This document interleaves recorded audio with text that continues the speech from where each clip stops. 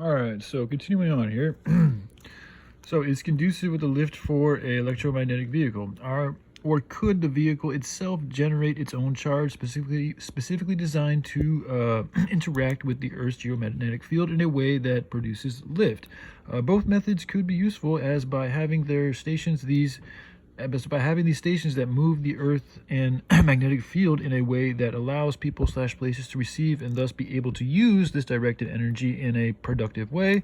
Example, power one's electrical devices/generators. So important to study the potential effects of being around such directed/generated energy/electrical stations, possible effects to life and the environment. We've got to make sure you don't want to hurt ourselves or the rest of the land and the animals around. Could we use biofuel energy plants to emit electrical frequencies that people/places/vehicles could pick up on, and perhaps by creating a tuner or receiver which is specifically designed to pick up on the particular charge which is emanating from these biofuel energy power plants? Also might be wise to give people the ability to choose how much energy they need or want to use, counter waste and potential overloads of a device/power system or grid. So develop some type of valve to control the amount of flow of energy going in and out. So this information is from livescience.com, all uppercase.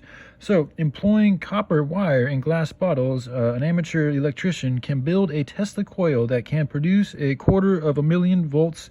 Tesla coil consists of two parts, a primary coil and a secondary coil, each with its own capacitor. Capacitors store energy just like a battery. The two coils and capacitors are connected by a spark gap, a gap of air between two electrodes that generates the spark of electricity. An outside source hooked up to a transformer powers the whole system. Essentially, the Tesla coil is the two open electric circuits connected to a spark gap. Definition of a spark gap is a space between an electrical terminals across which a transient discharge passes. So this is me attempting to kind of like recreate and learn about this stuff, which I'm picking up all right. It's still a little fuzzy for me in some areas, but I'm learning. So all right, moving on. So continuing on with 411 from livescience.com, all lowercase.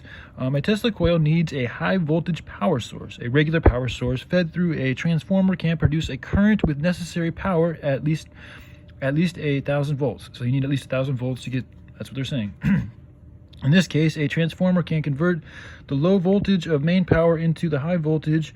How it works, the power source is hooked up to the primary coil. The primary coil's capacitor acts like a sponge and soaks up the charge. The primary coil itself must be able to withstand the massive charge and huge surge of current, so that coil is actually made out of copper.